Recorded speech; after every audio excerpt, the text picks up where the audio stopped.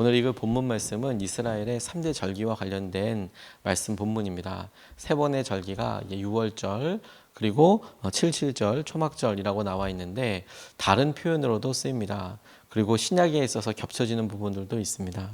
유월절이라고 나와 있다가 무교절을 지키라 이렇게 나와 있는 이유가 유월절이 총 8일간 지켰거든요.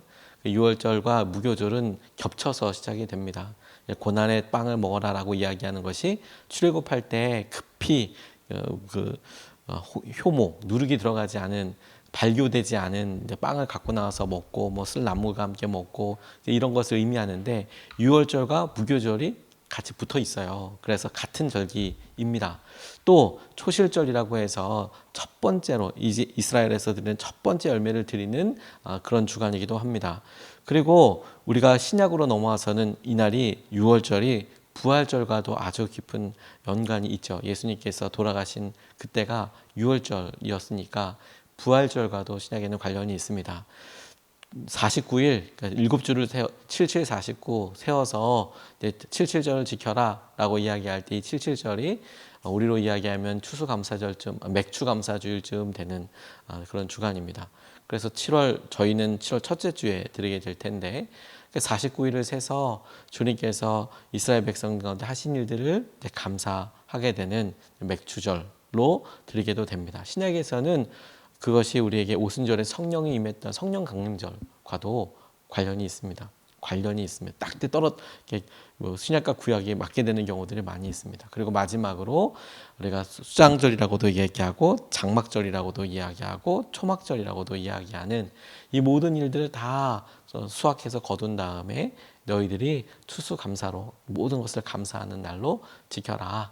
가장 풍성하고 가장 많은 것들이 이렇게 수확되어서 기쁜 그날에 너희들은 오히려 초막 짓고 바깥으로 나가서 너희들이 어떤 삶을 살았었는지 광야에서 어떻게 보냈었는지를 기억해라. 이렇게 이야기하고 있는데 그 세 번의 절기를 어떻게 지키고 어떤 날이다라는 것을 설명하는 본문인데 두 가지로 우리가 좀 같이 살펴보고 싶습니다. 첫 번째, 이것이 하나님께 드리는 예배라는 점에 우리가 주목하고 싶습니다. 이 절기는 하나님께 드리는 예배이고 하나님께 특별히 드리는 예배이고 기간입니다. 그러니까 한 번의 시간으로 드리는 게 아니라 꽤 긴 기간으로 드리는 그날에 기뻐하고 예배하는 과정을 통해서 이것을 하나님께서 하신 일이고 하나님께 감사하고 하나님의 하신 일들을 찬양드리는 그런 날임 이것을 기억해 볼 필요가 있습니다. 각각 다 농경 문화와도 관련이 있지만 중요한 것은 그런 일을 통해서 반복되는 일을 통해서 하나님을 떠올리게 한다는 점이 중요하다고 싶습니다. 1절에서부터 3절까지 말씀을 보면 이렇게 증거하고 있습니다. 당신들은 아비벌을 지켜 주 당신들의 하나님께 유월절 제사를 드려야 합니다. 이는 아비벌 어느 날 밤에 주 당신들의 하나님이 당신들을 이집트에서 건져내셨기 때문입니다. 당신들은 주님께서 자기의 이름을 두려고 택하신 그 곳에서 양과 소를 잡아 주 당신들의 하나님께 유월절 제물을 바쳐야 합니다. 누룩을 넣은 빵을 이 제물과 함께 먹으면 안 됩니다.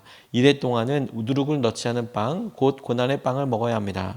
이는 당신들이 이집트 땅에서 나올 때에 급히 나왔으므로 이집트 땅에서 나올 때의 일을 당신들이 평생토록 기억하게 하려 함입니다. 이렇게 이야기하고 있습니다. 평생토록 기억하게 하려 함입니다. 라고 나와 있습니다. 6월절이 시작하고 6월절 식사란 다음 날서부터 시작되는 게 무교절이에요. 발교되지 않은 것을 무교한 그 떡을 먹는 그런 기간이라고 총 8일 동안 이 6월절과 무교절을 기념하게 됩니다. 이 절기를 하나만 읽었지만 하지만 이 절기들이 나타내는 바가 분명히 있다고 싶습니다. 날마다 주님께 예배하는 법, 주일마다 주님께서 예배할 때 우리가 해야 될 일들, 이런 일들이 우리의 삶의 규범이 되는 것과 똑같이 한 해를 보게 됐을 때 큰 그림으로 거시적으로 본다고 하지 않습니까? 한 해를 보내면서 우리가 그때마다 시기마다 계절마다 자연스럽게 느껴지는 것들이 있습니다. 그리고 이 절기들, 변화되는 이런 상황들을 보고 하나님께서 하고 계신 일들을 기억하고 하나님께서 약속하시고 이루신 일들을 떠올려봐라, 붙잡아라. 이 절기가 나타내고 있는 방향이 딱 그와 같다는 겁니다. 큰 그림과 같은 것입니다. 하나님의 역사를 보라라는 것이죠.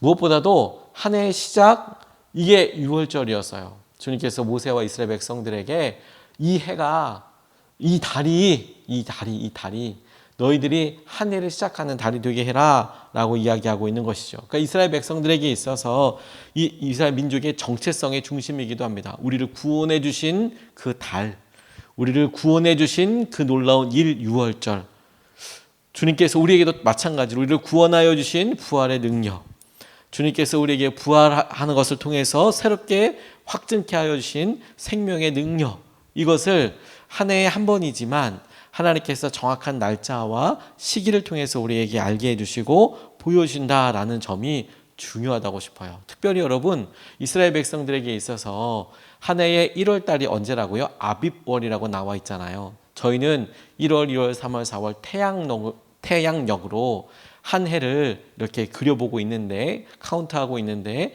이스라엘 백성들은 음력을 썼습니다. 그래서 올해 같은 경우에 부활절이 4월에 있었잖아요. 4월에. 그러니까 부활절과 6월절이 겹친다고 말씀을 드렸죠. 그러니까 이스라엘 백성들의 셈법에 의하면 3월 말쯤이 1월 1일이었던 거예요. 우리에게 얘기하면 음력 1월 1일.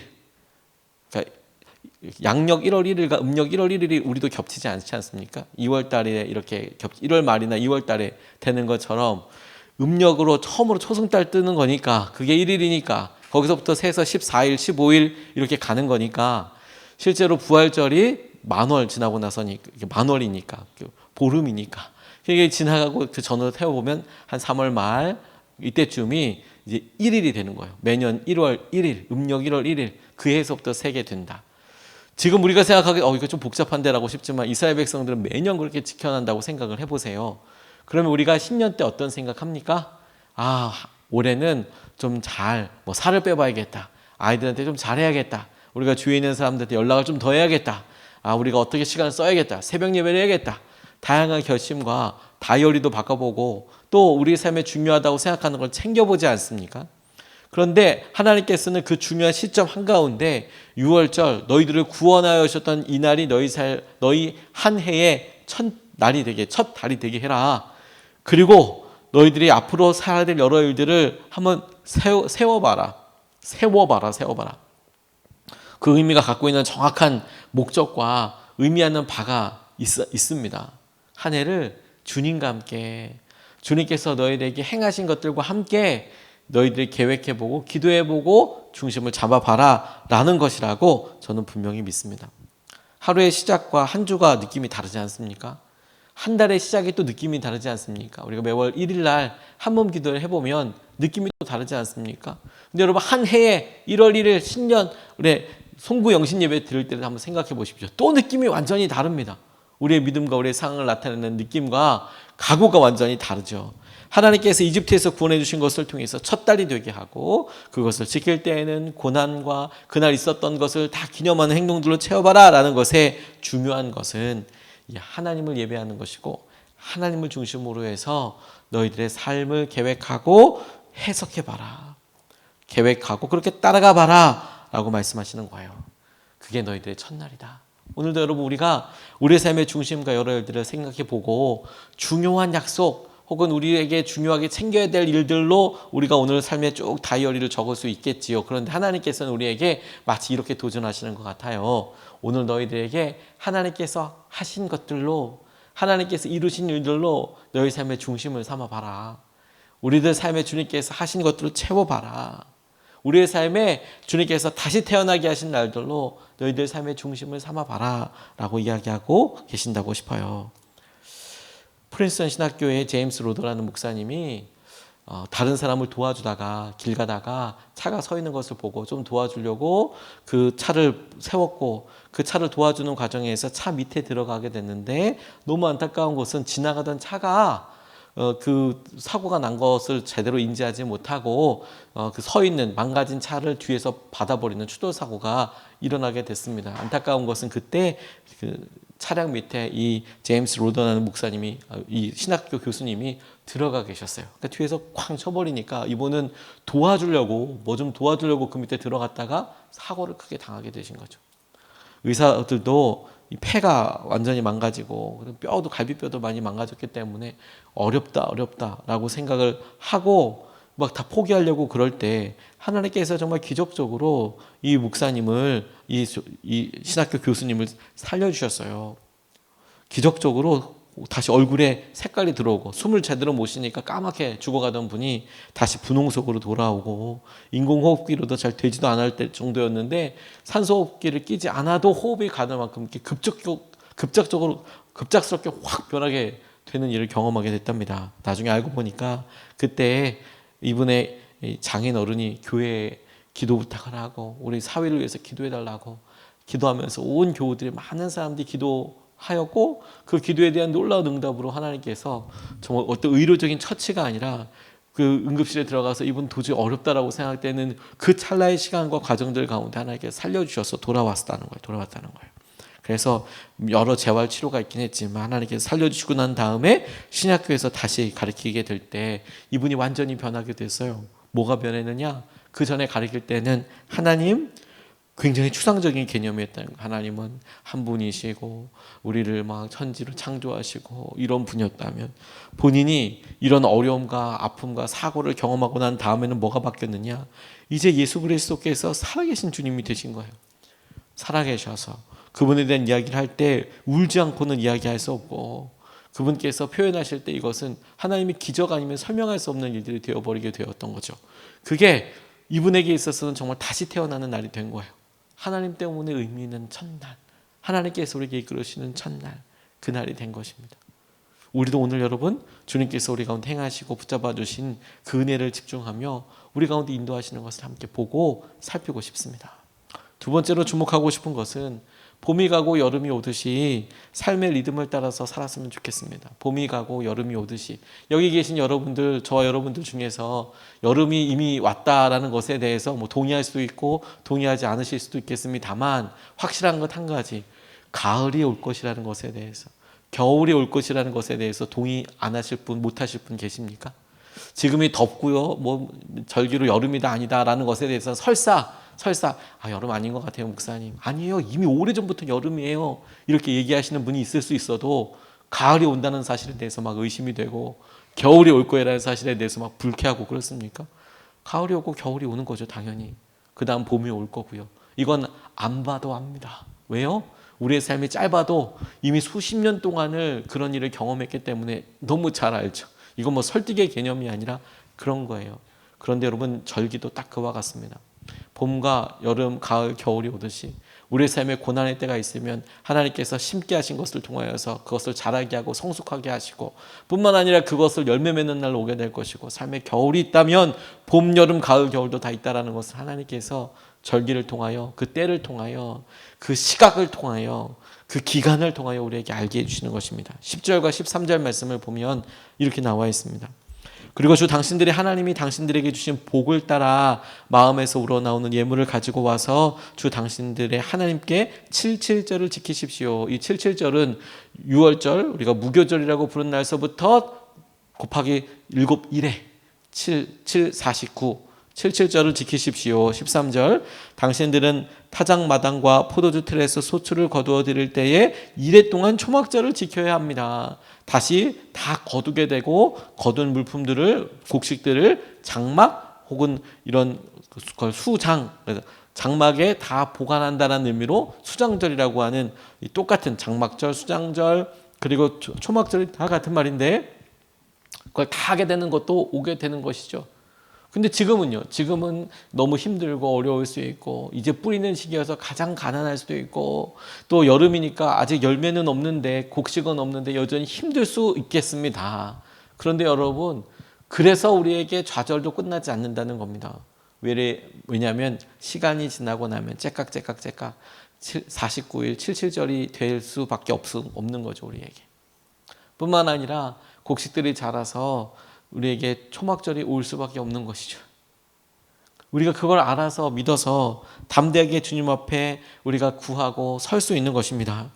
자연의 이치는 우리가 미처 깨닫지 못하더라도 하나님께서 묵묵히 우리 가운데 일하고 계신 많은 일들을 떠올리게 합니다.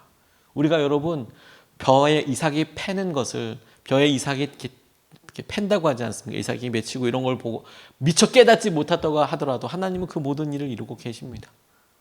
우리가 나가서 과실을 다 열매 맺게 하는 것이 아니고 주님께서 이 모든 일들 다 이루고 계시죠. 우리가 그것을 인지하고 있던, 깨닫고 있던, 그렇지 못하던 하나님께서는 우리를 위한 당신의 계획을 단 한 번도 쉬지 않고 다 이루고 계십니다. 그리고 추수라는 것은 하나님께서 그렇게 이루어 오셨던 일, 우리가 미처 알지도 못했고 우리가 깨닫지도 못했고 고백하지도 못했던 일들이 한꺼번에 우리 가운데 좋고 기쁜 일로 왔을 때 일어나게 되는 반응이죠. 아, 하나님 이렇게 우리를 축복해 주셨다. 이런 일이 우리에게 있었다. 이렇게 감사하게 되는 날이죠. 그러니 여러분, 지금 우리의 상황에서 열매가 없어 보여요. 어려워 보여요. 해서 좌절로 끝나고 낙담으로 끝날 게 아니라 지금이 어렵고 힘들다면 오히려 거꾸로 절기를 통해서 봄, 여름, 가을, 겨울이 오듯이 주님께서 우리에게 반드시 거두게 하실 날이 올 것이고, 주님께서 77절을 세게 하듯이 오늘을 세워서 새벽 예배 40일 채워가다 보면 하나님께서 반드시 응답해 주시겠네. 주님의 일들을, 우리가 아직 깨닫지 못하는 일들을 마치 감사의 절기에 하나님이 이와 같은 일도 하셔서 이런 일도 만져주셔서 올해 우리 가정에 우리에게 이런 일도 있었어 고백하는 때가 되게 될 거라는 거예요. 그런 여러분, 우리가 마치 파도를 타듯이 삶의 리듬을 탈 수 있겠다고 싶어요. 우리가 지금 있는 일로 인해서 나 망하게 됐어가 아니라, 아니야, 지금 내 삶은 봄이야. 나는 지금 힘들고 어렵지만 나는 지금 뿌려야 될 때야. 와, 나는 지금 아무것도 거둬지지 않는데 격렬한 하루를 쨍쨍 힘든 시기를 보내고 있어. 그 말을, 아니야, 지금은 나의 삶에, 우리의 삶의 여름이야. 많은 것들이 잘하고 있어. 내가 보고 다 알지 못하더라도 햇빛이 비치고 물이 와서 자라고 있어. 그리고 이제 곧 가을이 올 거야. 추수할 날이 올 거야. 하나님께서 그것을 보게 될 거야. 그러면 여러분, 지금 우리가 경험하고 있는 일들이 어느 시기이든 앞으로도 충분히 흥미있게 이길 수 있고 붙잡게 될 것이라고 믿습니다. 하나님께서 우리에게 주시는 은혜를 오늘도 우리가 붙잡고 나아가면 좋겠습니다. 두 가지 말씀을 같이 나눴습니다. 첫 번째, 하나님께 드리는 예배를 떠올려 보겠습니다. 하나님께 집중하는 것, 우리의 삶의 중심을 하나님께 두자. 두 번째, 하나님께서 우리에게 이끌어 주실 때 봄이 가고 여름이 오듯이 삶의 리듬을 따라서 우리의 삶에 주신 은혜와 회복도 있게 하여 주십시오. 이것을 붙잡고 두 번 나눠서 같이 기도하겠습니다. 하나님, 첫 번째, 하나님, 오늘도 우리 삶의 이유가 되어주시고 하나님을 따라 살아가게 하여 주십시오. 하나님, 오늘도 우리 삶의 이유가 되어주십시오. 오늘도 하나님을 따라 살게 하여 주십시오. 하나님만 의지하게 하여 주십시오. 오늘도 주님께서 하시는 삶의 이유를 붙잡고 하나님을 따라 살아가도록 하나님 우리 가운데 인도하여 주십시오. 우리가 첫 번째로 같이 함께 기도하시겠습니다.